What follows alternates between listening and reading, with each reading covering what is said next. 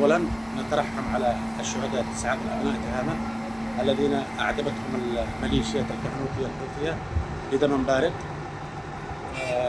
بمحاكمة سورية غير قانونية. هذا أولا.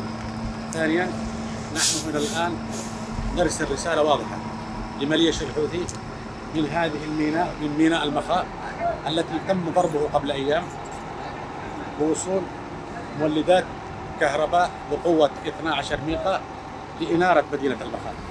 فنقول للحوثي نحن هنا في ميناء المخاء نستقبل هذه المولدات الكهربائية وسنقوم بإنارة ميناء المخاء ومدينة المخاء.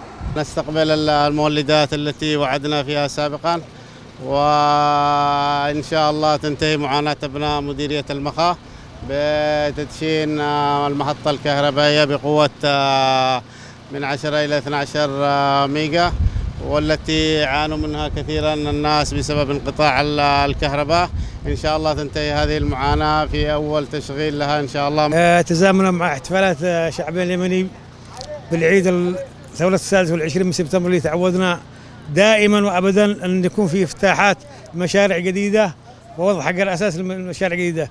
اليوم نحن في ميناء المخاء نستقبل المولدات الكهربائية المدعومة من الأخ رئيس المكتب السياسي قائد المقاومة الوطنية حراس الجمهورية العميد الركن طارق محمد عبد الله صالح حفظه الله، والذي وعد وأوفى بوعده لأبناء المخاء.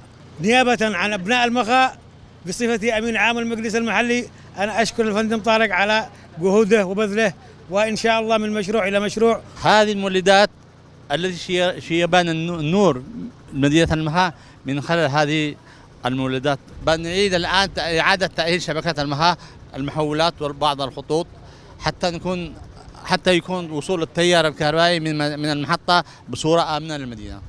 الشركة بتقوم بالإصلاحات وإن شاء الله يكون في القريب العاجل يعني بنحصل على كهرباء موجهة لسكان المخاء.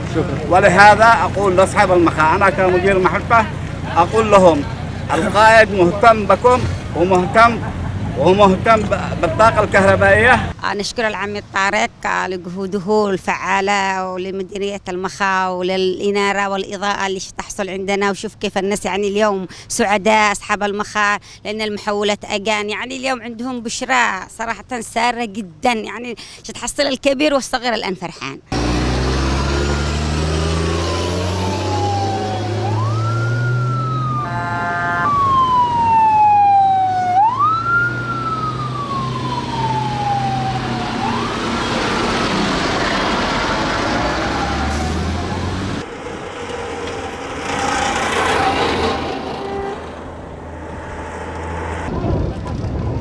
هذا